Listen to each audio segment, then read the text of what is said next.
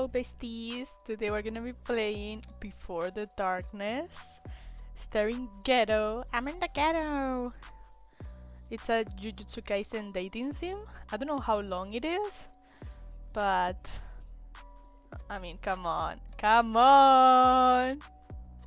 I'm a freaky bitch, so let's get to it! Oh, choose a skin color. I'm paler than a ghost. Let's see, Geta Suguru announced a terrorist attack a few days ago.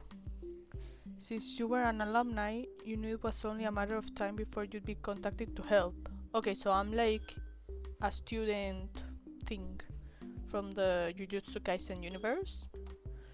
But what you didn't expect was for Gojo Satoru himself to be the one to Girl! Like, hear me out. Gojo is overrated. I said what I said. Nor did you expect the mirror with a frame made out of bones. Oh. You feel an eerie pull toward it, as though it's calling out to you. The frame rattles softly, almost as if it's alive. Creepy, right? Ugh, get out. I don't wanna see you, bro. I wanna see my boyfriend. Gojo's voice startles you from behind, his breath hot against your ear. You jump and shoot him a glare, but he only chuckles, clearly amused. He steps closer to the mirror, towering over you. He was already tall when you met him years ago, but now he's even taller, more imposing. He looks different, yet somehow still the same. Maybe it's the boyish, mischievous look that never quite leaves his face? When did the school get this? 2 years ago, I think. He touches the mirror slightly, fingers brushing the frame as it rattles again. The Mirror of Echoes is made from the remains of a sorcerer who could control time. Some say it can send people back, but no one who's tried has ever returned. And I assume I'm gonna be the one trying. You frown, your curiosity piqued. And how exactly is this supposed to help me see further into the future? Your curse technique allows you to see glimpses of possible futures, but only up to a week and ahead. Okay. With the attack looming weeks away, that won't be enough. It's not guaranteed to work, just a hunch of mine. But you know, it's always right. I'm always right. Girl, fuck you. Fuck you. Aren't you a Kit Kat? That grin is the same one he wore 10 years ago when you were students together. You shake your head lightly. Some things never change. Nah, they do. I'm even more handsome now, if that's possible. Bro, you're okay at best. You fake a gag, and he pouts dramatically. Hey, show your senpai some respect. Girl, fuck you. And not literally. The fuck? You can't help but laugh at his exaggerated offense. Haha. For a moment, it feels like the old days back when everyone was still together. You, Gojo, Shoko, Nanami, Haribara, and Geto, my boyfriend. But after Haibara's death and Geto's betrayal, the group fractured. You left to work overseas, never finding the courage to ask Gojo about what happened. I mean, I watched the anime, so I already know what happened. But okay. Distance was a convenient excuse to avoid the conversation. So, what do? What do I do? You want me to see how Geto's going to attack, right? Gojo nods and steps towards the mirror. With no hesitation, he leans in, letting his head and torso vanish into the surface like it's a pool of water. Only the lower half of his body remains visible. You stare at him, unsure whether to be confused or impressed. He wiggles his hips playfully. Come on. Girl, fuck you. With a sigh, you step closer, placing your hands on the mirror's frame before dipping your head inside. Gojo's grinning face greets you, but beyond that, there's only total darkness. Can we walk inside? You can. I'll stay here in case you need help getting back or, you know, if something happens. Can I... Options. Oh, I can't save. Okay, then. Oh, how comforting. Did your time abroad make you forget who I am? I'm still the strongest, you know? Not anymore. Nothing is going to happen to you while I'm here. Fuck off. I'd prefer to die than to get helped by him. You sigh. A little resigned, but knowing he's right. Alright. That's my girl. Fuck you. You step fully inside, and the sound of your footsteps echoes like water splashing beneath your feet. Echoing around you are voices, soft, broken murmurs that send chills down your spine. They sound like lost souls, trapped and fading. Or maybe it's the mirror playing tricks on you. It's probably the second one. You take a deep breath. Foresight. Oh, is that my technique? Foresight or something like that.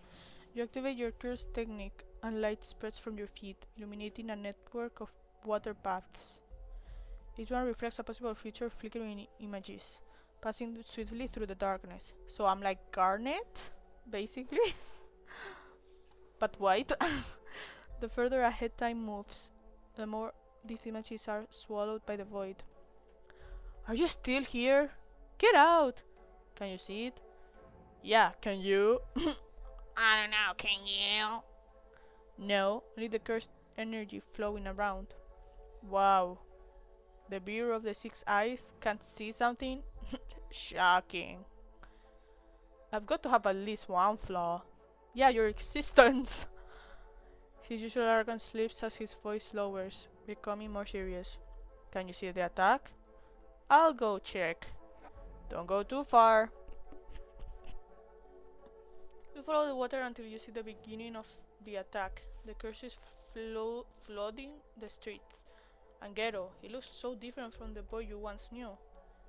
The kind upperclassman that helped you when you were facing your own demons, close to doing something reckless. So I was gonna basically that hid his own problems, even when he himself was suffering so much. The boy that you fell in love with. Of course! Your heart hurts as you see the possible futures. In one of them, Ghetto dies, either by the hand of Goyo or a powerful student with a cursed spirit. So the protagonist. In another, Ghetto kills thousands of people. From that point, many water curses start to spread. Following each of them would take a long time and wouldn't make much sense, since one small thing can change the possible futures completely. That's true. You kill a fly and then everything changes. You avert your gaze from the visions and start to walk back to where Goyo is. How did it get like this? It all began with Rico Amanai's death and spiraled downward from there. If only you paid more attention, if you insisted more when Geta started to isolate himself, if only you could change things, but I can't. Unless this game is about going back and changing things. A flicker in the water catches your attention. It's you jumping into the water, diving into the past to meet a younger Ghetto. Your heart skips a beat and you drop to your knees, tracing the water's path with wide eyes. Hey, what do you see? You follow the visions backward, piecing together how it works. Reverse curse technique. That's the key to accessing the past. I can go back. What? I figured it out. In one of the timelines, I go to the past. It's possible. You can feel Goyo's shock, even though the bandage is covering his eyes. Without giving him a chance to respond, you activate your technique. I would have also done that. Curse technique reversal. Reminiscence. A single path glows brighter than the others, guiding you toward the past. Your heart pounds as you step forward. Goyo grabs your arm as you walk past, his body still half outside the mirror. Stop! It's the past. It's done. You blame yourself for not helping him. I can fix it. You try to pull away, but his grip tightens. His voice softens as he says your name. Don't. You don't know what this will do to you. Bitch, I don't care. Do I look like I care? The fuck? You glance at the splintering features behind you, all flickering and shifting. You could check what happens, but your cursed energy is already draining. Time is slipping away. Girl, Goyo, leave me alone, bitch. You could end up trapped here, lost forever, just another voice in the darkness. Bitch, I don't care. I wanna see my boyfriend, okay? But something inside urges you forward. You have to go. If I can pull this off, I'll save so many people. I'll save Ghetto. I refuse to give up on him. Yes, girl. Silence lingers between you. You never stopped loving him, did you? Of course I didn't! That's why I'm playing the fucking game! No. Slowly, Goyo loosens his ribs, sighing. We'll come back in one piece. Or what? Deal. You're not, even though you both know it's a gamble. Everything started with Amanai. If you can fool Toji, oh Toji, I'm gonna see Toji, mm. and stop her death after he's done with me. Do it, but don't fight him, for your own good. And if you can stop her death, there are still key moments that change Suguru. You know which ones, right? You're not going on missions alone, absorbing the curses, isolation, Haibara's death, Yuki, Tsukumo, the village. You committed them to memory. Try to imagine a future where none of that happened. Maybe it was all a preparation to this. Focus on Suguru. Don't mess with anything else. We don't want to trigger something worse. He hesitates before adding softly. And don't die. I'll try my best. Gojo pauses again. His voice is quieter now. Be a better friend to him than I was. Girl, shut up. I'm gonna be more than just a friend, okay? Yeah, you're gonna die.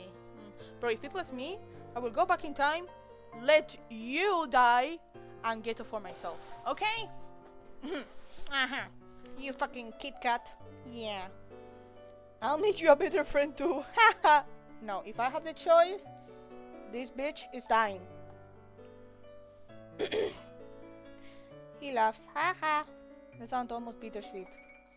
Good luck with that. You know how I was. You're still a bitch. You're still the same now. That's exactly what I just said. He sticks his tongue out and you laugh. For a moment the tension lifts. Well, see ya. Or not. Unless you die. Koyo nods as you begin to walk away. His voice calls out one last time. Tell my younger self how handsome he is. Nah, I'm gonna tell him you're a Kit Kat.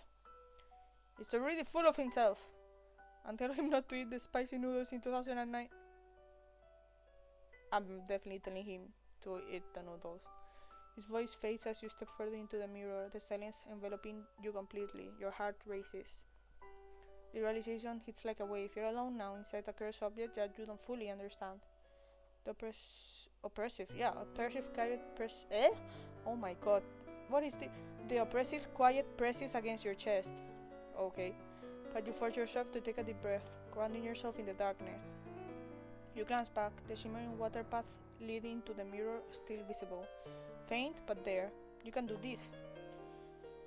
You just need to consult the possible futures again. Find a way back to the present, or perhaps you'll be forced to live through your life all over again. I mean, that's good, because like that, I already know what's happening. You still don't know how the curse subject truly works, but it doesn't matter. Either outcome is worth the risk. Keto's life and so many others depend on it. That's true. With renewed determination, you walk forward, each step echoing in the vast emptiness. As you move deeper, fragmenting scenes from your life flicker in the waters around you, drifting backward in time. The memories pull you along faster and faster until you reach the day Keto killed the villagers. The sight of it makes your stomach twist, but just like it did when you first heard the news, you remember how you couldn't eat that day. The water path guides you to a pool, the flow stopping abruptly, as though time itself has hit a barrier. A barrier. Like Undertale? You kneel, peering into its still surface. It shows you, young, a second year, at Tokyo Jujutsu High. This isn't far enough to save Hamanai. You need to go back to 2006. But that door is close to you. You exhale, slow and steady. You have to save Gero another way. With a final deep breath, you steady your resolve and jump into the water, the cold enveloping you as the world shifts one more.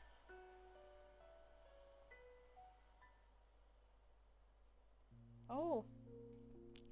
Gero, my boyfriend! My boyfriend!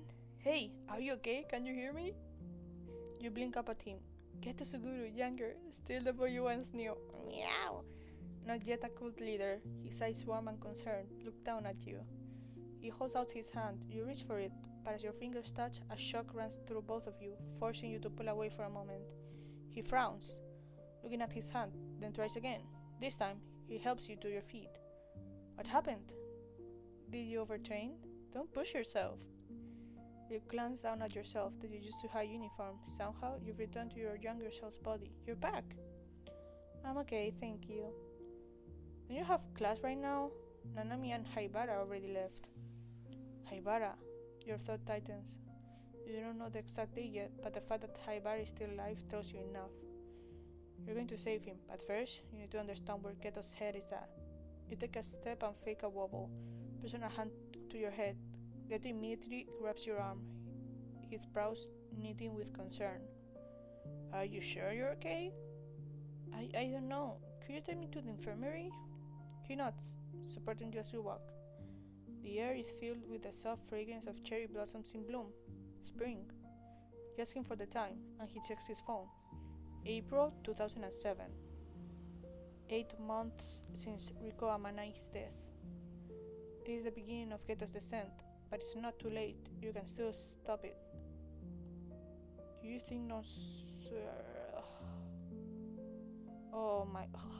How have you been lately? Do you think non-sorcerers are worth saving? Wait, what? Wait, does it save every time? Huh?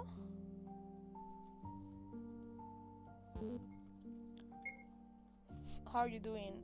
Fine, lots of missions, but it's your duty as sorcerers. His tone is hollow, like he's trying to convince himself of it. You can already sense the cracks forming in his mental state. You have to act fast before his thoughts turn darker. You remember that during this time, Goyo was isolating himself, consumed by perfecting his curse technique. Goyo was starting to do the same. You can't let that happen. You try to change the subject, offering a lifeline. Let's get some ramen together later. I'll invite the others. I can't. I'm already busy these days. Sorry. What? He braces off your efforts, distancing himself, just like you feared. Take care of yourself, alright? When he leaves you at the infirmary door, a knot forms in your stomach. He's already started to isolate himself. You need to find a way to stay close, to be by his side before he slips further away.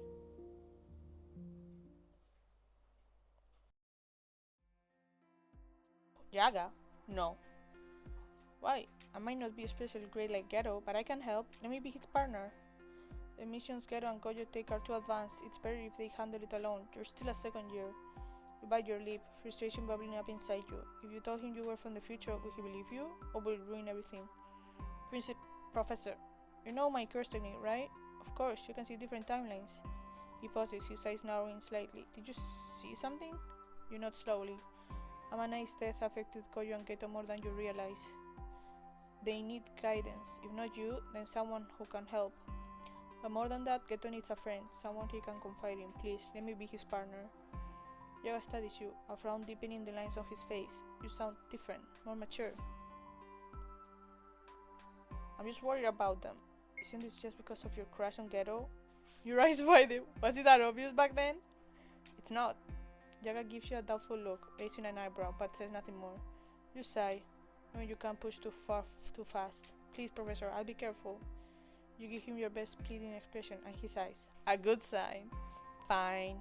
But you get any serious injury, even slightly, I'm pulling you out. You can't help the smile that tugs at your lips. Yes, sir. Ah! Geto sits on a plastic chair, his gaze drifting towards his kuhai as she talks to the hospital staff. Patients are being escorted back inside after another cursed exercise. He isn't sure how long it's been since he started joining him on missions she wasn't even assigned to. He had tried to protest, telling Yaga it was too dangerous, that she didn't belong in the same battles as him, but it fell on deaf ears. He still doesn't know why she's so persistent in tagging along. It used to be obvious. He knew she had a crush on him. But now it feels different. She seems like a different person. No more furtive glances or nervous stammering in his presence. If anything, he's beginning to wonder if she even likes him anymore. She's just always there, calm, steady, never asking anything of him. Even if he brushes her off, she finds him again, offering a walk around the campus or food after a tough mission. She never seems discouraged, even when he turns her down. It's almost like she's returning the favor for what he did when she was at her lowest. Can she see how close he is to breaking? Maybe it's her grandmother's doing. As one of the higher-ups, she might be pulling strings again, trying to push his kuhai into using her foresight for headquarters. He remembers how that nearly broke her a few months back, or perhaps she saw something in one of her visions, something about him. A future where the darkness finally wins. It warms him a little to think she's trying to change it, trying to give him a better future. But deep down he wonders if that's even possible. It's hard to imagine anything good waiting for him. He touches his throat, frowning. She didn't let him absorb the curse this time. She exorcised it before he had the chance. She does that a lot. Keeps him from consuming curses unless they're useful. She seems convinced that absorbing them is bad for him, and maybe she's right. But why does she care so much? 'Cause I'm in love with you, duh. It's his job. A sorcerer's duty is to suffer and die so non-sorcerers can live.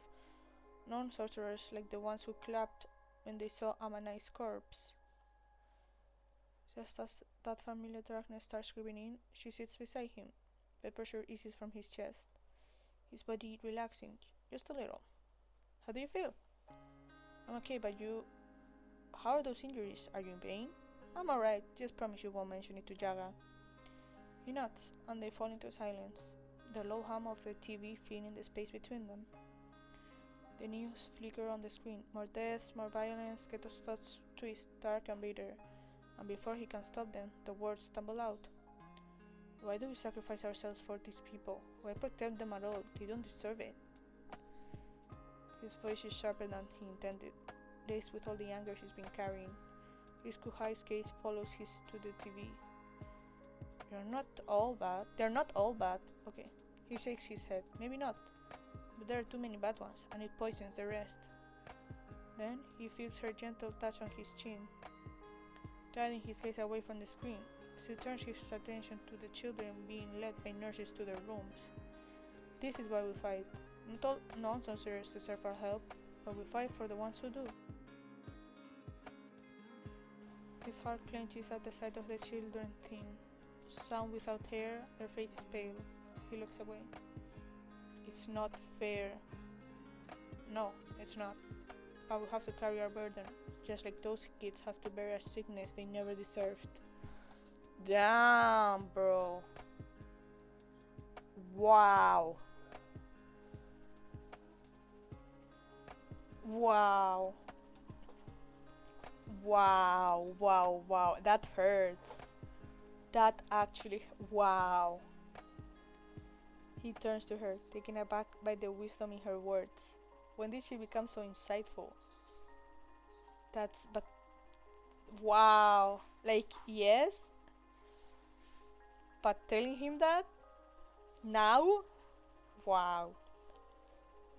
Not too long ago, it was him pulling her out of the depths of her own darkness. Now she's the one lifting him up. She offers him a gentle smile as she stands up. If you only focus on the bad, it's all you'll ever see. You'll end up blind to the beauty that's still out there. With quiet grace, she picks up a forgotten toy from the floor and hands it to one of the children. They look up at her, eyes lighting up as they clutch the teddy bears tightly, a small smile breaking through the sadness. Ah! For a brief moment, the hospital seems quieter. The sterile walls, the beeping machines, the weight of his thoughts all fade into the background. All he can see is her, standing there, reminding him that there's still good in the world. He stirs something in him, how she sees light in places he thought were lost to darkness.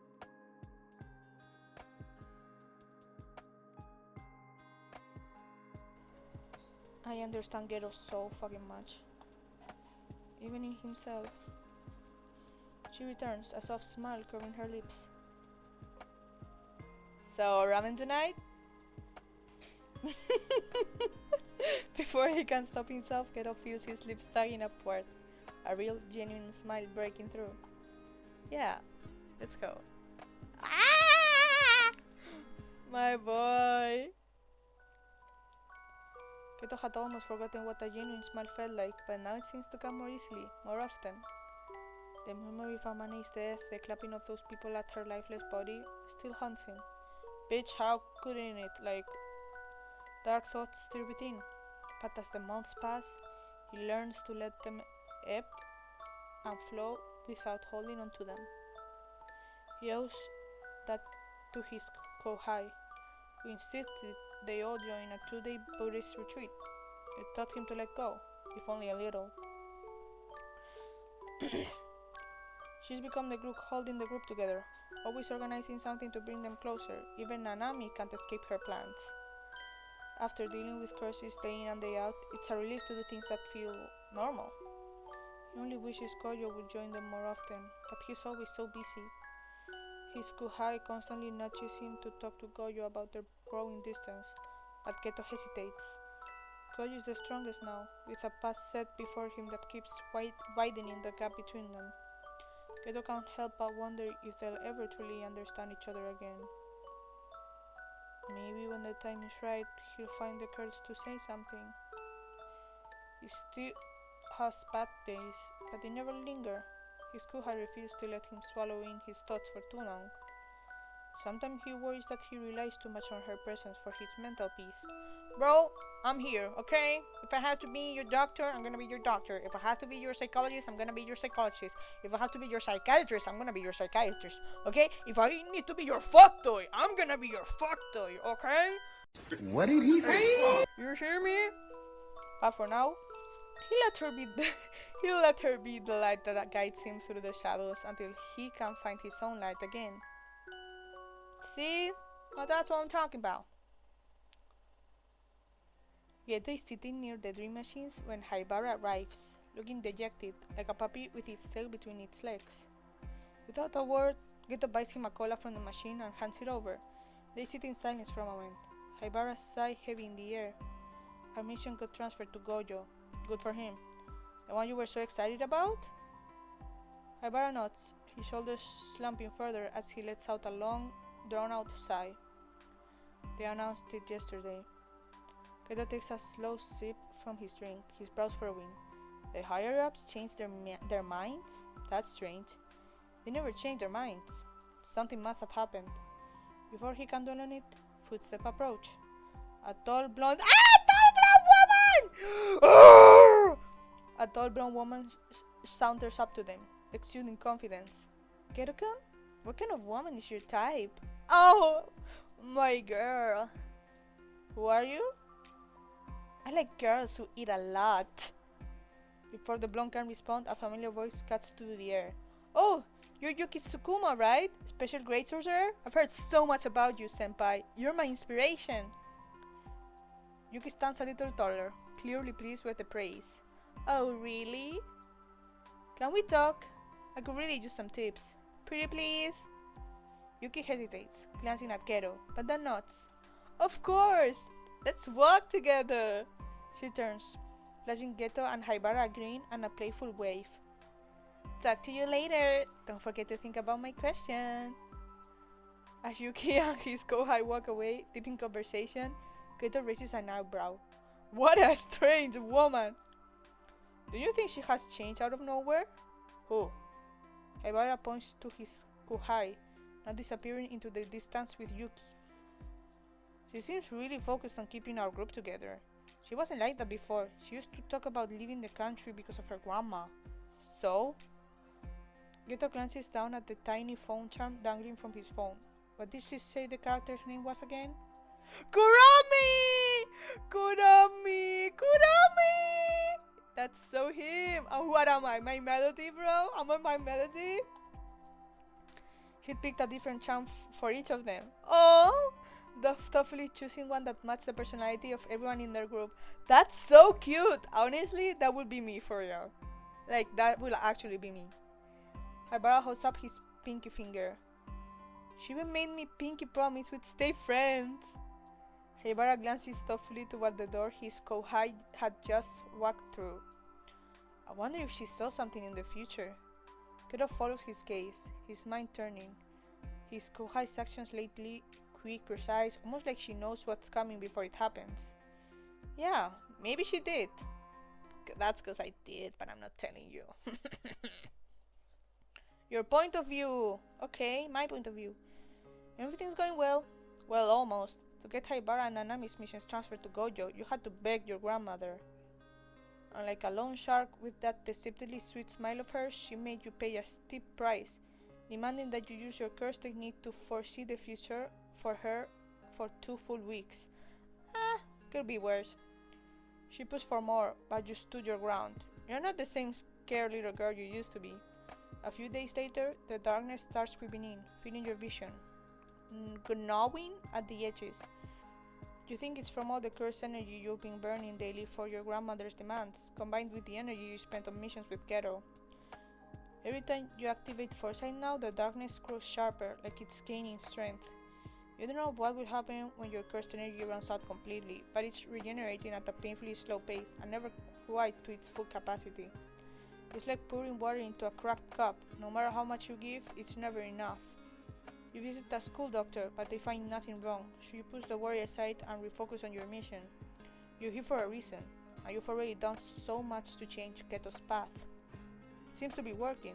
The group goes out together more, Keto's presence is more frequent, his laughter less rare.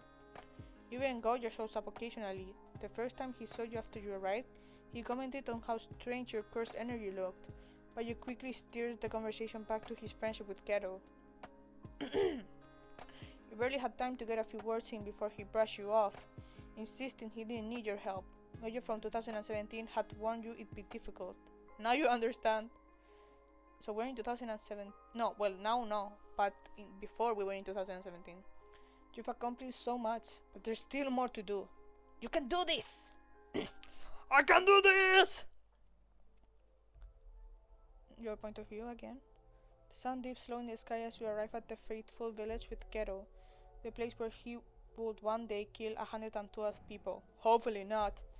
You activate your curse technique, peering into the possible futures. A wave of relief washes over you as you realize that as long as you don't encourage him, Keto won't destroy the village. However, in some futures, he hurts several villagers in a fit of rage. If you're going to get the girls out safely and avoid an altercation, you need to treat carefully. You deactivate your curse technique, but the moment you do, darkness swallows your vision completely. You hear the rushing sound of water. Your heart races. What is happening? Keto's voice cuts through the sound, calling your name, sharp and clear. You blink rapidly as the darkness fades, your vision returning. A sigh of relief escapes your lips. Keto's hand is on your shoulder, his eyes full of concern.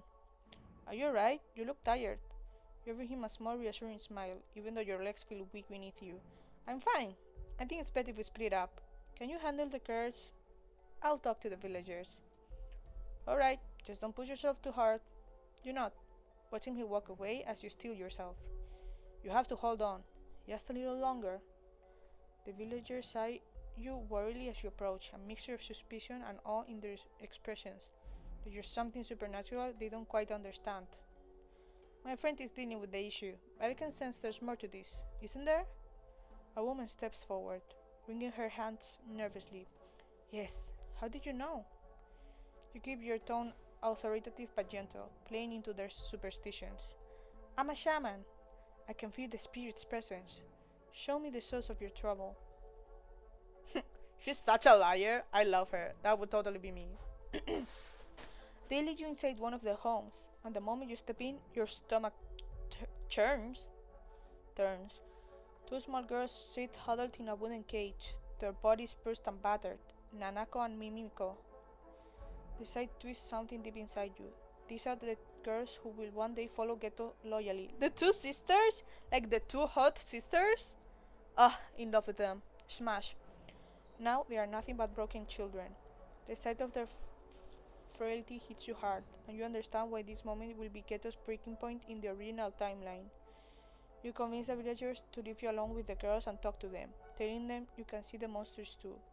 Their eyes shine. When you are helping them out of the cage broken by you, you hear footsteps sound behind you. The villagers won't stop complaining about. He freezes when he sees the girls, his eyes widening in disbelief. What did they do to them? Let's talk later. I'll carry Mimiko. Can you carry Nanako? For a moment, he doesn't move. He's too stunned, his eyes glued to the girl's injuries. Geto, focus! We need to get them out of here. Breathe! He closes his eyes, his head rising and falling as he regains control. When he opens them again, he looks more composed. You leave Mimiko onto your back, and Geto gently picks up Nanako. She wraps her small arms around his neck. How could they do this? I know. We could kill them. All of them.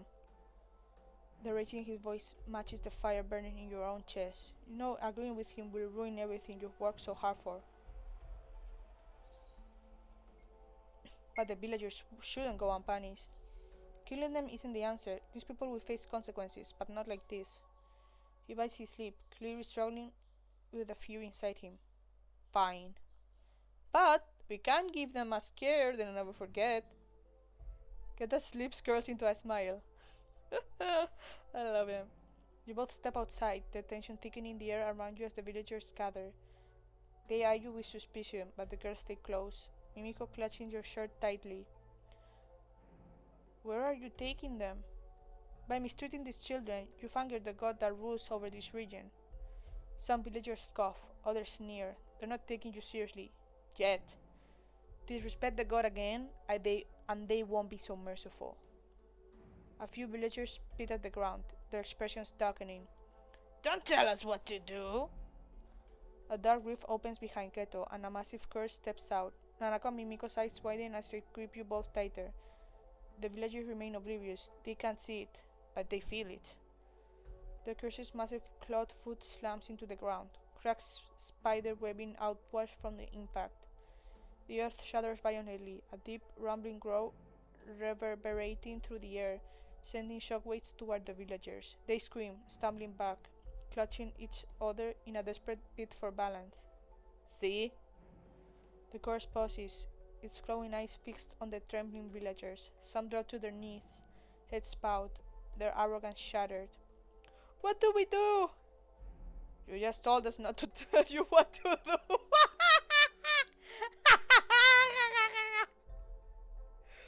Ay, Dios mío. Este tío. You just told us not to tell you what to do. Ay, la madre que me parió. Ay, sorry. Sorry. That was hilarious. Ay, Dios mío. Please help us. Ay, Geto, tío. You and Geto share a brief look before turning back to the covering villagers. You start by demanding they apologize to the girls, watching as they stammer out pitiful, trembling apologies. Then, with a straight face, you list a string of absurd tasks they must complete to appease the god. Things like crawling up a hill on their knees or gathering specific impossible to find herbs before sundown. Tasks meant to break their spirits just as they try to break these children's. It's not even enough to make up for their cruelty, but it's something. Ay, qué gracioso. You and Geto carry the girls away, keeping your steps steady and careful. When you've put enough distance between yourself and the villagers, you slow your pace. What's going to happen to us? Nah, nothing. Probably I'm just gonna smash you. No. We're taking you somewhere safe. You don't have to be afraid anymore. The girls exchange a hopeful glance, a small spark of light returning to their eyes. You glance at Geto and find him already watching you, his gaze intense. You smile at him, and after a moment, he smiles back. Look at him! You release a breath you hadn't realized you were holding. You did it! I did it! Did I do it? I did it! Oh, are we fucking? Are we gonna fuck? Oh no. Am I fucking the girls? No. You take the girls to a hotel. They're curled up together on the bed, fast asleep, their small bodies finally at rest. Keto stands by the side, watching them with a mix of concern and uncertainty. Don't worry, they're gonna be fine. What are we going to do? His voice is quiet, like he's only now realizing the full weight of what you both did. You wonder how he managed to raise them before. But you're certain he can do it again. Especially now, because this time he won't have to do it alone. In 2 years, Koyo will go after Megumi Fushiguro. Maybe Geto can convince him to help the girls in the same way. If it's Geto asking, you doubt Koyo will refuse, and with this backing of his clan, the girls will be supported financially as well. We need to talk to the others. Professor Yaga, we know what to do. Suddenly your vision darkness, the familiar sensation of being pulled onto the void creeping in. The sound of rushing water fills your ears, louder than ever before. Panic grips your chest. You don't know what to do. You've already used what little cursed energy you have left to fight against the pool. Kyoto's voice slices through the fog, calling your name. You blink, your vision clearing just enough to see him gripping your arm, eyes filled with concern. What's happening to you? You wish you knew. All you can tell is that your cursed energy is draining, and fast. You can either keep fighting, draining your reserves, or surrender to the darkness and face whatever comes next. I'm gonna keep fighting, but just for him. You summon every last ounce of cursed energy, forcing the darkness back to the edges of your vision. I'm fine, just tired. Kesho doesn't look convinced, but he lets it go for now. You both sit in silence, the weight of everything heavy between you. Did you see something in the future? What do you mean? You keep interfering, showing up out of nowhere, trying so hard to keep the group together, keeping me company. You hesitate, the answer balanced on the tip of your tongue, wonder if you should finally say it, but instead you opt for something safer, something he can handle. I saw some things I didn't like. I'm just trying to change them before it's too late. Do you think it's working? You think of all the things you've managed to alter so far, the change in Geto's path, the way his future seems brighter now. You smile, though it feels bittersweet. Yeah, I think so. He nods, and the silence stretches between you again. I appreciate it. How you've been there for me. Things would have been so different if you hadn't been around. Believe me, I know. You did the same for me back then. I wouldn't be here if it wasn't for you. He pauses, as if waiting whether to say something more, but then he shifts, the moment slipping away. Instead, you talk about everything and nothing. His plans for the future, how he wants to make sure the girls are taken care of, that they have a better life, how he'll try to talk to Gojo. You listen, feeling your heart swell with affection for him. You realize then that you'll always love him, every version of him. But each love is different, a reflection of who he is at that moment in time. I agree. Hours pass, filled with shared stories and whispered conversations, until exhaustion pulls him under.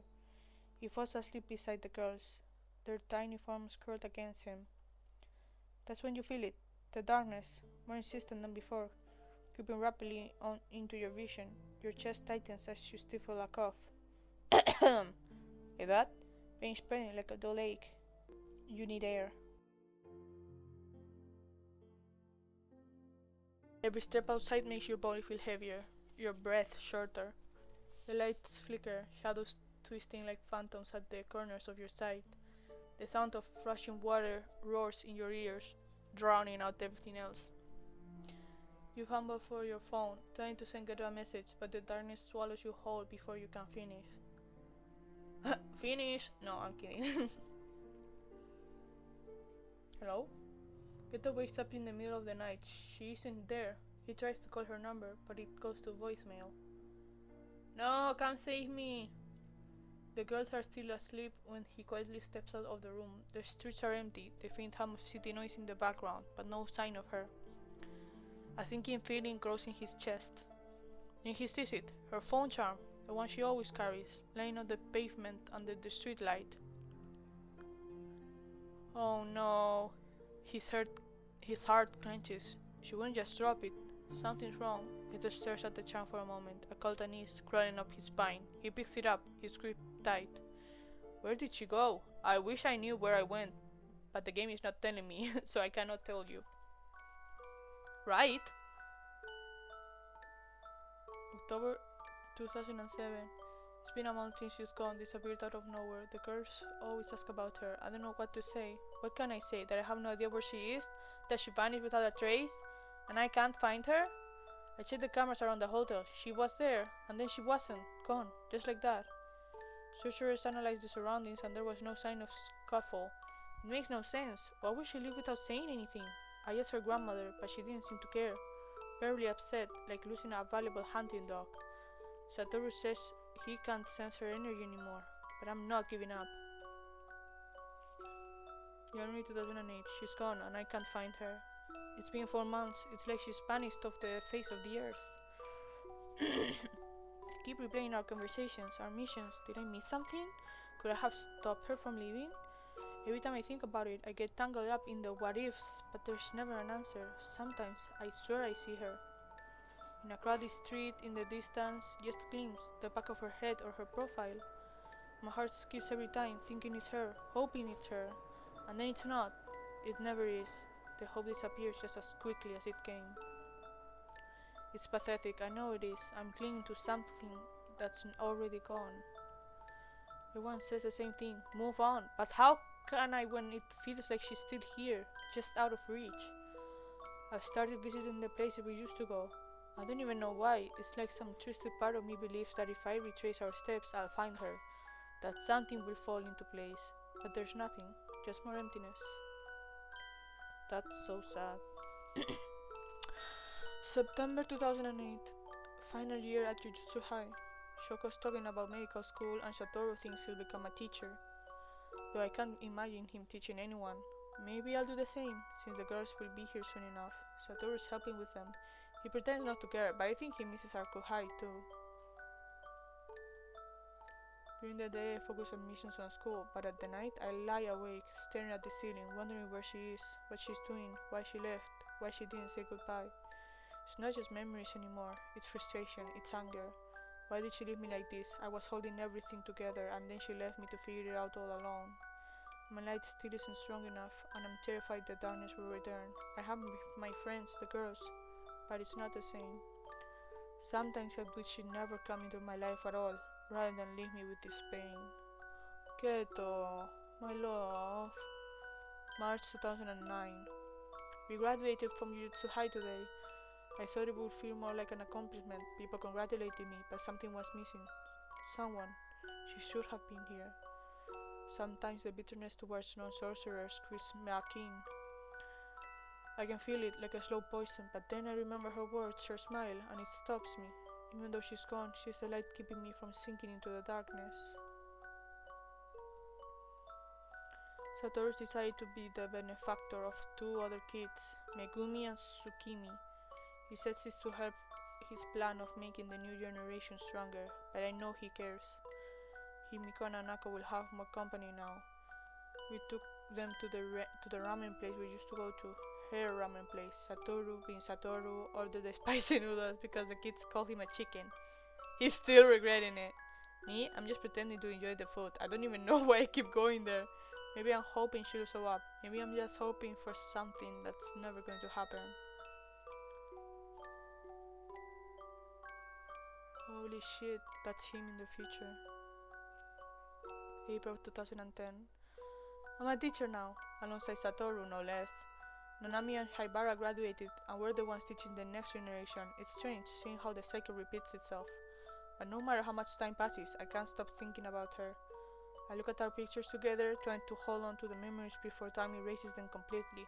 It's all I have left. It's been 3 years and I still can't shake the feeling that she's out there, somewhere. It doesn't make sense, but it's there, gnawing at me.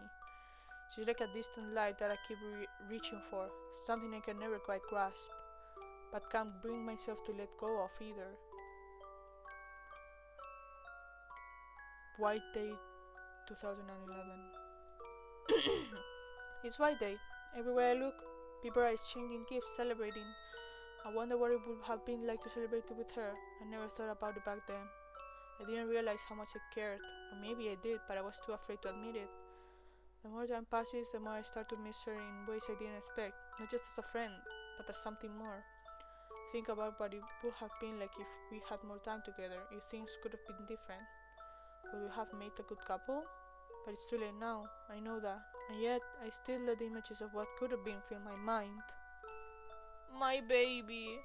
Sometimes I feel like they are going to consume me.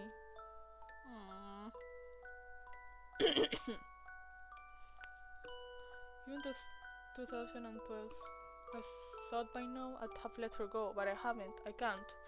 It's been 5 years and she's still everywhere. In my dreams, in my thoughts, I see her face every time I close my eyes. Hear her voice in the silence. I've tried to move on. I've tried being with other people.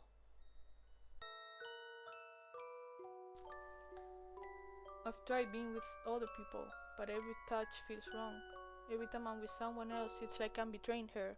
Like I'm cheating on this version of her I've built in my mind. It doesn't matter that she's gone, that we were never together like that. It feels real now. She's mine, even if it's just in my head. No, I'm yours, baby. It's fine. I'm yours. But it's not real. I know it's not real. It is real. I'm here. I wonder how much longer I can keep doing this. How much longer I can keep holding on to something that's not there. But the thought of letting her go, it feels like giving up. Like losing the only part of her I still have. Like losing a part of myself. April 2013. I'm going to the ramen shop tomorrow. The one we used to go after missions. One last time. I've been holding on to this for 6 years. 6 years of wandering, of hoping, of searching. But I'm tired now. I'm so tired. I can't keep chasing something that's not there. I can't keep living like this. So tomorrow I'll go to the ramen shop.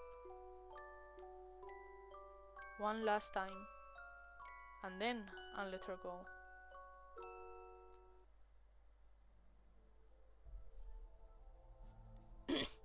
When you open your eyes, all you see is darkness. Your body aches, a dull, heavy pain weighing you down. It feels like you're drifting, floating through water. Your cursed energy trickles back, weaker than before, but it's something. You close your eyes, and when they open, you're standing in Tokyo. You blink, disoriented. Everything looks different. Oh, your clothes have changed. Glancing around, just put a billboard. The date, 2013. So my energy drained. And like it said that like it was growing back, but like super slow. So yeah, so maybe she was or like we were in the darkness for 6 years trying to gain all our energy back. And now we're back here. Your heart races. There's no time to question how you lost those years. You need to know what happened to Ghetto, to everyone. You worked so hard, done everything in your power to make sure they would be well, that they will be happy. Tokyo Jujutsu High is the only place that might have answers. You begin walking, your mind reading, calculating. Geto must be 23 now. A voice, familiar, calling your name. You freeze, heart stuttering in your chest as you slowly turn around. Geto! And there he is, Geto! He pushes through the crowd, his movements urgent, parting people effortlessly as he rushes out of a restaurant. The sight of him hits you like a punch to the gut, stealing the breath from your lungs. He's gorgeous. He's stunning! He's gorgeous! In the other timeline, you'd only seen glimpses of him as an adult through photographs, never up close. I'm gonna go! But now standing just a few feet away, he's even more captivating. Taller, stronger. Wow! His breath is magnetic! Wow! Get out! Meow! He's dressed simply, in casual clothes that somehow make him look even more devastatingly handsome. Nothing like the ominous cult leader attire you dreaded might be his fate. It's like you're falling for him all over again. Bitch, I am! Is that really you? Yes, baby boy! I'm here! You glance at the restaurant, the same one you used to visit with him and the others back in 2007. Yes, it's me. It's been a while, hasn't it? He's in front of you now, reaching out, his hand wrapping around your wrist. He breathes in sharply before releasing you, his eyes searching yours. You feel the weight of those 6 years in his expression, your disappearance. It changed him. How have you... 6 years! I've been looking for you for 6 years! Where have you been? You just vanished! I didn't want to leave. It just happened. He laughs, but it's cold, bitter. Oh, that's something like that just happened. You wouldn't believe me if I told you. Try me. You glance around, discomfort picking at your senses. This is the place for the kind of conversation you need to have. Somewhere quieter, more private will be better. Let's go to a cafe. No, we're going to my place. Oh, the tone is final, leaving no room for argument. There's an edge to his voice, something sharp and unrelenting that sends a shiver down your spine. Okay, baby boy. Keto, is everything alright? You ran off. Who is this woman? A middle-aged woman with a line of stitches running across her forehead approaches. Holy shit! No. Her gaze shifting between you two. Keto barely acknowledges her, his gaze fixed on you, as if afraid you'll disappear again if he looks away. Yeah, she's an old friend. The woman's gaze lingers, assessing the situation with quiet curiosity. I have to go now, Mrs. Suzuki. Sorry. No, it's fine. I should be the one apologizing for inviting myself to your lunch. Yeah, bitch! Cause he's mine! Get it? Mine! Okay? Yeah, back off, bitch. They bid each other a quick farewell, bowing slightly in unison before she steps back. Geto places a firm hand on your lower back. Come. Okay, baby, I'm coming. I'm coming! He guides you toward a sleek black bike parked nearby, his touch gentle yet insistent. Who is she? A neighbor. You glance back at as Keto leads you away, the woman remaining still on the quiet street. His pace quickens, urging you to keep up. He's mine, bitch. So you're telling me you came from the future through the mirror of echoes to change the past, and now you're going to disappear again soon? Yes. He shakes his head, letting out a harsh laugh, but there's no humor in it. Do you actually believe what you're saying? Ghetto! Don't call me that! He cuts you off sharply, his voice like a whip cracking the stillness. His eyes narrow, gaze burning into you. You disappeared for 6 years. 6! I searched everywhere for you. Every time I thought I caught a glimpse of you, every time I heard your name, I felt this tiny figure of hope, only for it to be crushed over and over again. You made yourself a part of my life and then you just vanished. Do you have any idea what that did to me? And now you show up, out of nowhere, talking about time travel, cursed mirrors, and disappearing again like it's nothing. You really think I'm supposed to believe that? You really think this makes up for anything? You left me with nothing, and now you expect me to just accept it? His voice cracks at the last words, the anger not fully hiding the pain underneath. His eyes meet yours, the depth of his hurt clear now. His words come softer, but they are no less heavy. I waited for you for years, I waited, and now you're telling me you're leaving again? He steps closer, his voice dropping to a whisper, the edge of something darker curling around his words. If you're going to do this, if you're going to bring me again, at least call me Suguru.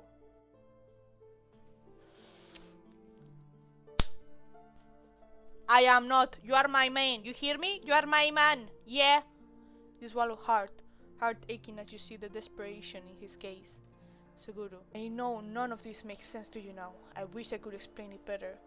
I didn't want this. I never wanted to hurt you. Then why did you? His voice is strained, filled with a mix of confusion and hurt. You want to tell him more, explain everything, but you know it won't make a difference. He won't understand. Not now. Maybe not ever. Let that long sigh, feeling the futility of it all. I'm sorry.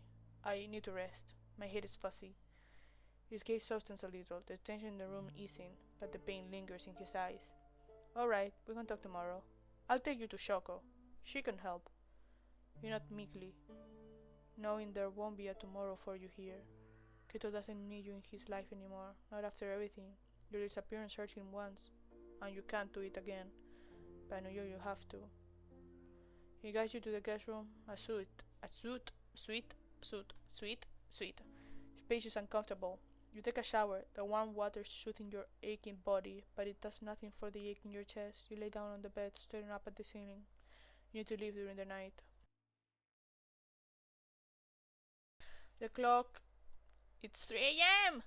The apartment is silent, and your heart pounds as you carefully turn the doorknob. You ease the door open, wincing at every creak, and glance nervously toward the dark living room, nothing but shadows. You take a deep breath and step out into the room, its footfall slow and measured. Your fingers tremble as you reach for the door's lock. The click of it unlocking echoes loudly, far louder than it should. Suddenly, a screeching noise pierces the silence, making your heart lurch violently. A curse forms at the door, dark and sinister. You stumble back, eyes wide, as it vanishes. I knew you tried to leave. Ooh, you whip around, and there he is, standing just inside the living room, his tall frame bathed in the low, warm light of the lamp he's just turned on. He steps towards you, and the light casts long, sinister shadows across the room. Did you really think I wouldn't notice? His words make your stomach drop. His eyes are dark, and there's something unsettling about the way he's watching you, an intensity that wasn't there before. He takes another step forward, the tension between you suffocating. You take a step back, pressing yourself against the door, trying to keep your voice steady. It's better this way. I don't have much time. Enough with that. His voice cuts through yours, sharp and dismissive. Just tell me why you left and why you want to leave again. I want the truth. Boy, I told you the truth. Like, if I had to choose, I would stay here, suck on that dude, and never leave. What? But unfortunately, this protagonist is stupid, and I have to go. I wasn't lying before. I already told you about the mirror, but you won't listen. He doesn't respond right away. Instead, he steps even closer, towering over you. His gaze locking onto yours, the look in his eyes, something raw, possessive. Meow, meow, sends chills down your spine. Okay, baby boy, are we getting rough? Are we getting rough? You're not leaving. Ow! You blink, heart racing. What? You heard me. You're not leaving. Okay, chain me to the bed, I guess. Your heart stutters. He's so different, so intensely focused on you. How did he become like this? What happened while you were gone? Did you somehow cause this? Suguru, I'm sorry if I hurt you. I never wanted to leave in the first place. Then don't leave now. You don't understand. No, you don't understand. His hand slams against the door beside you, beside your head, like caging you in. His body lowering over yours. His voice drops to a whisper. I won't lose you again. You're staying here with me. I don't care what you think is going to happen. He leans in, his face inches away from yours. I'll keep you here if I have to.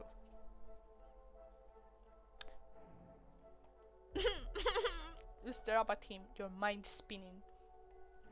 He's not the same man you left behind. The darkness in his voice, the unrelenting intensity in his gaze, it sends a shiver down your spine. Meow, baby girl! Fuck him, bro! But there's something deeper inside you, something that's always loved him. That's inexplicably drawn to him now despite the danger in his words. I mean, look at him. What happened to you? You. Ah! His voice is raw, last with an emotion you can't quite place. You happened to me.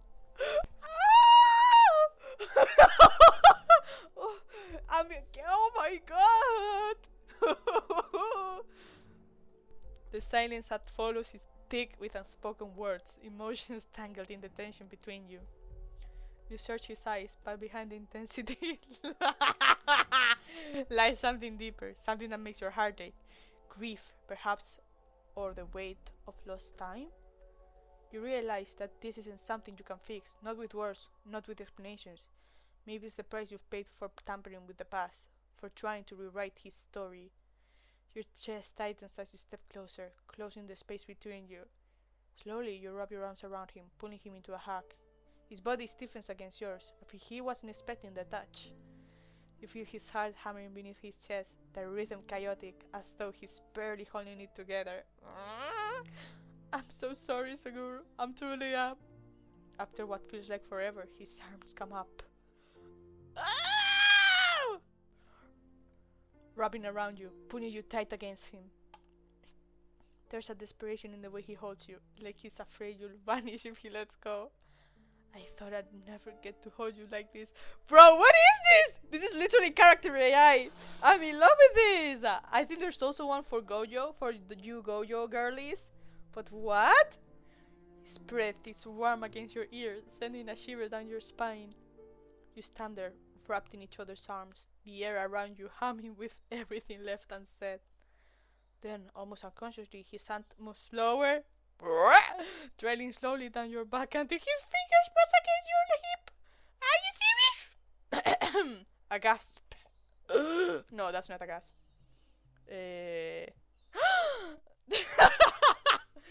Slips from your lips. Sharp and breathy. You stiffen, your body responding immediately to that subtle yet intimate touch. Okay, your mind reels with a flood of memories and desires. Okay, girl. All those feelings you'd kept locked away for so long now bubbling up to the surface.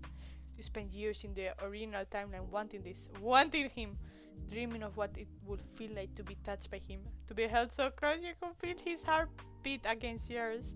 And now here he is, touching you, holding you, everything you ever wanted, yet though you could never have.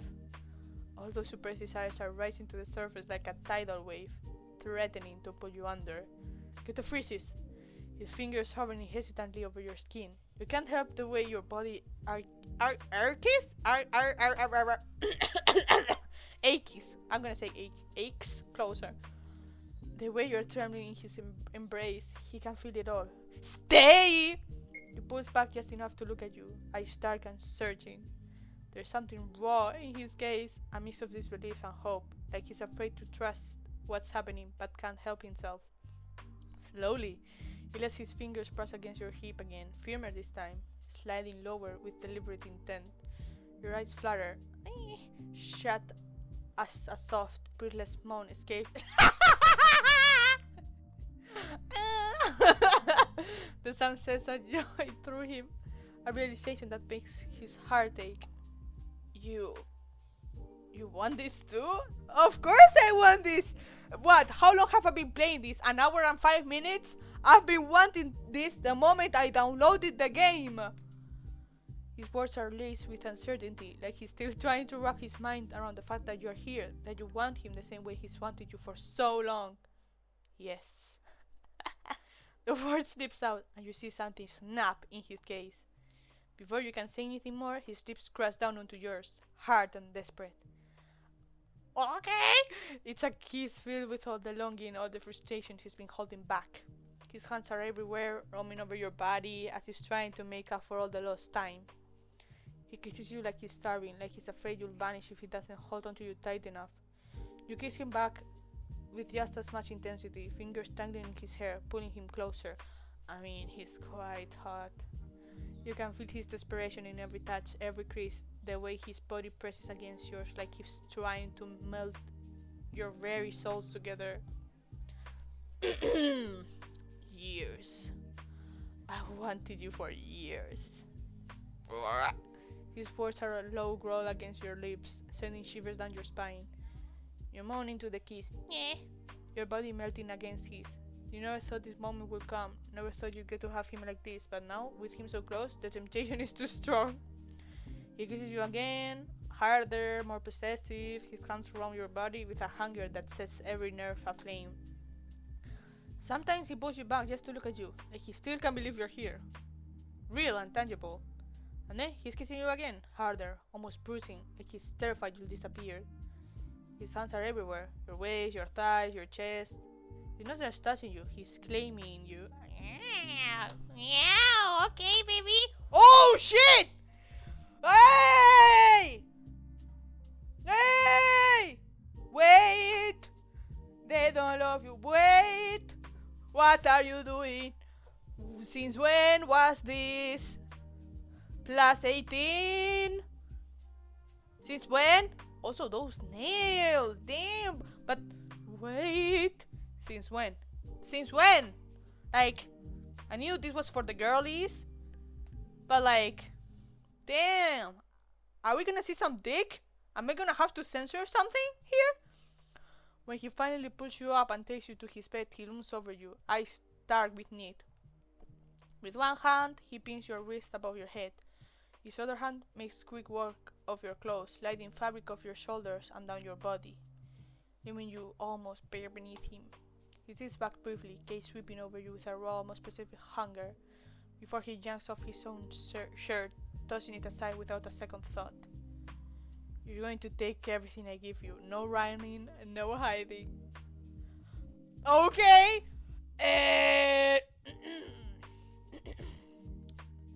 What is happening?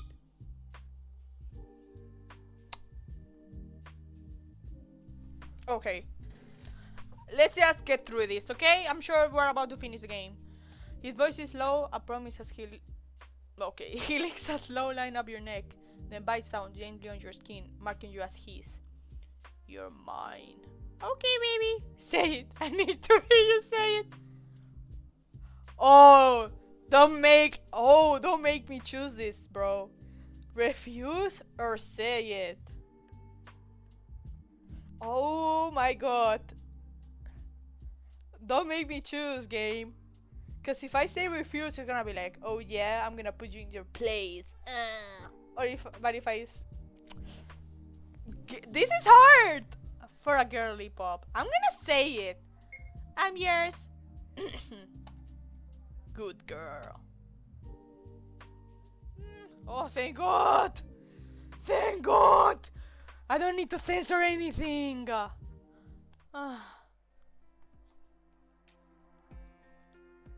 What the fuck? Geto and Goyo stand in the doorway, watching their kuhai sleep, the early morning light spinning softly into the dark room. It really is her! Gojo's voice is uncharacteristically quiet, his usual playful tone absent. But her cursed energy, it's strange. I noticed it when we were students, but now it's clearer. There's this weird pattern to it, like it's being sucked away. To where? Further than I can see from here. Is it a curse? No, nothing like that. It doesn't feel like a curse at all. If I had to guess, maybe a cursed object. Keto's brow furrows. Could she have been telling the truth after all? The mirror of echoes, the time travel, her disappearance, it sounded like a desperate excuse. But now standing here, something gnaws at him. Could she really be running out of time? Can you follow the trail? Yeah, but I don't know how long it'll take to find the object. It might be much further away than we think. I'll stay here with her. You go check. Goyo shifts slightly, his head tilting down as if he's studying Geto more closely, despite the bandages hiding his eyes. Then slowly, a smirk curls at his lips. His tongue dipping into something teasing, almost mocking. Sounds like you're trying to get rid of me, Sakura. He leans in a little closer, his voice lowering to a conspirational whisper. Eager to act on those fantasies of yours? You've already locked her in here, haven't you? Kinky. Shut up. She shifts in her sleep, a soft murmur escaping her lips, and both men freeze. Her breathing deepens again, and she remains still. Sorry, my dog. Get out before she wakes up. Ah, but I want to chat with her too. I miss my little kuhai. Get out. Goyo throws his full weight against Geto as he walks towards the door, making it harder to shove him out. The bastard's always been like this, difficult, even in the smallest of moments. Geto forces him into the living room, but his eyes keep flicking back to her. Just because he shuts the door, he lingers. Oh, just before, not just because, I'm stupid. Just before he shuts the door, he lingers, letting his gaze trace the lines of her face, memorizing her as if she might vanish the moment he looks away. For 6 long years, she was a ghost in his life, a painful memory that haunted his every thought. She had vanished without a trace, and now she's back. He needed Goyo to confirm it wasn't some cruel illusion, that she's real. If she's telling the truth, if time really is running out for them, no, he won't think about that. He won't let that happen. He'll fix this! Hello? Oh, it's almost afternoon when you walk out of the bedroom. Keto's voice reaches you, low and tense. What do you mean it's going outside of Japan? Can't you go there? It sounds like he's talking on the phone. You're watching for a moment, your heart heavy with the knowledge that you might not have much time left. You don't want to leave him behind. You need to use foresight to see if the future you from this timeline has managed to fix any of this. Carefully you sit down on the ground, steadying your breath. You need to be strategic and not drain too much cursed energy. Taking a deep breath, you activate your curse technique. The familiar sensation washes over you, pulling your consciousness toward the possible futures. Normally you can see weeks ahead, but this time all you see is darkness, thick and all-consuming, spreading across every future path like a void. It's closing in faster than you anticipated. Panic claws at your chest, the sound of rushing water echoes in your mind like a distant warning. The darkness is already close, threatening to devour everything. Suddenly you hear your name, muffled and distant, as if underwater, and a hand grips your arm, grounding you. You blink your eyes open, and Geto is there, kneeling in front of you, his eyes wide with fear. You were disappearing. You're not. Your voice weak, barely more than a whisper. Yeah. Like I told you would happen. I tried to use foresight to find a way to fix this, but I can't see anything. There's only darkness in all my futures. His eyes widen, disbelief mixing with something far deeper. Are you really from the future? A small humorless chuckle escapes you, though it offers no comfort. Yes, from 2017.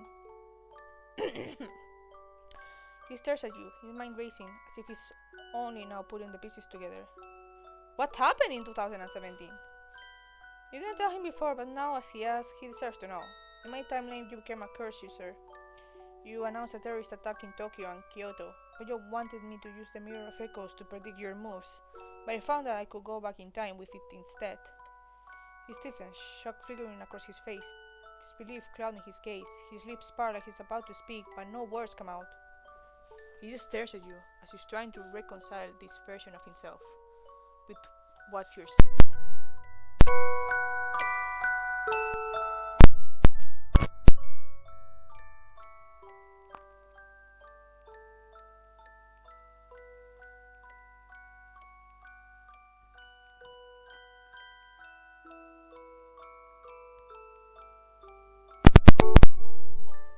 Sorry.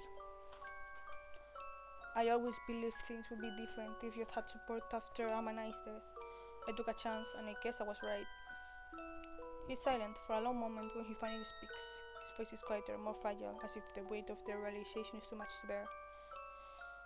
You did this without knowing the consequences? Sacrificing yourself. You did all this because of me? I nod. The words you've held back for so long finally spilling out. Yes. Another pause. He reaches your face, looking for an answer to a question he's afraid to ask. Why? What do you mean why? Because I love you. I always did. Without warning, he leans forward, wrapping his arms around you, pulling you close in a desperate, almost fragile hug. His grip tightens as he's trying to hold you in place, to stop you from slipping away. You did all of this for me, and I didn't even know. You know now. I hope you live a good life.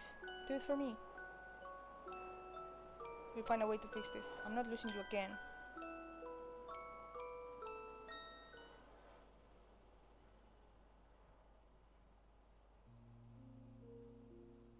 I love you too. It's a promise. Aww.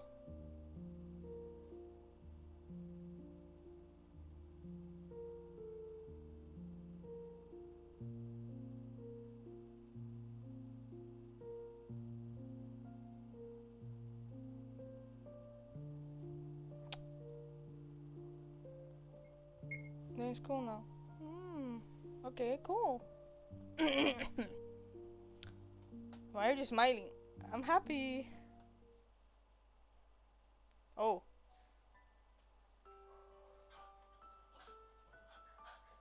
Oh shit. I should have taken you to Shoko. It's okay. Goodbye, Suguru. You are your own light. Always remember that.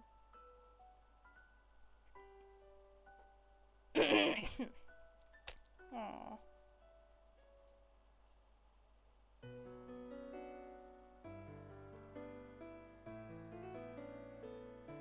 No, don't do this.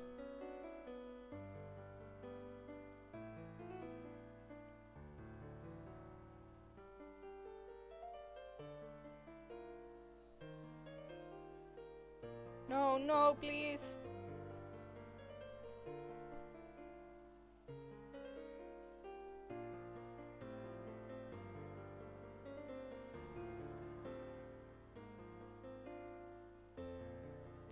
What? No way. What's this? A tape comes out of the TV. You grab it. You have a feeling you should give it to someone. What's this?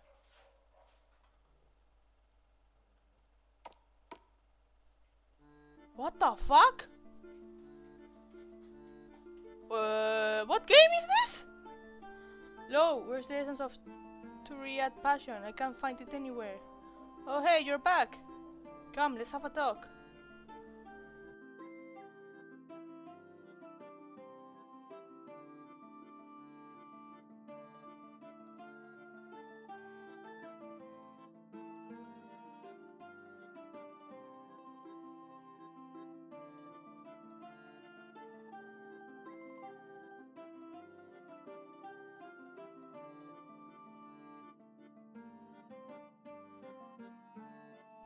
What are these tapes?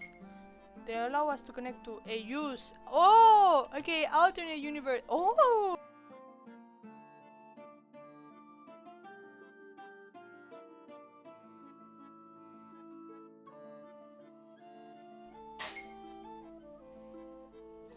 If you'd like to participate in the creation of the tapes, you can join us. As a crew member, you'll get access to exclusive whips and even have the chance to participate in the tape's creation. Just talk to Lo, and he'll guide you. That's where we ask the smart gods to bless the tapes. The full blessing version contains a lot more spice. If you want to witness the blessing, head over there and say a prayer. And if you like the smart gods to give you a preview of the full blessing before you decide, you can ask them as well. They're pretty nice, even if a bit mischievous. I'm not sure yet.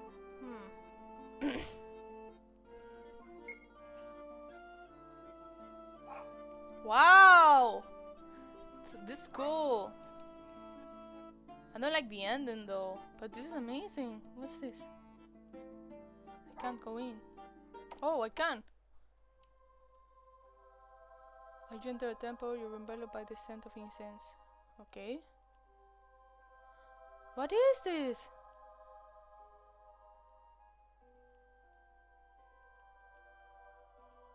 Okay. What is this, bro?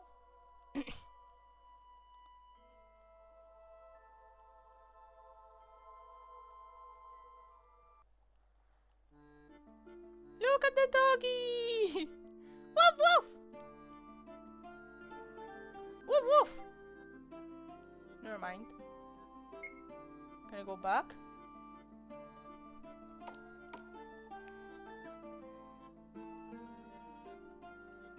What do you mean I can't go back?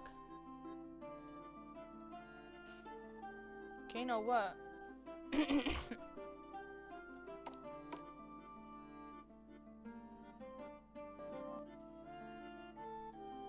So I think that's the game. That was cool, I liked it. Woof woof! Wow. Wow! Amazing! That's cool. So that's the game. That was the game.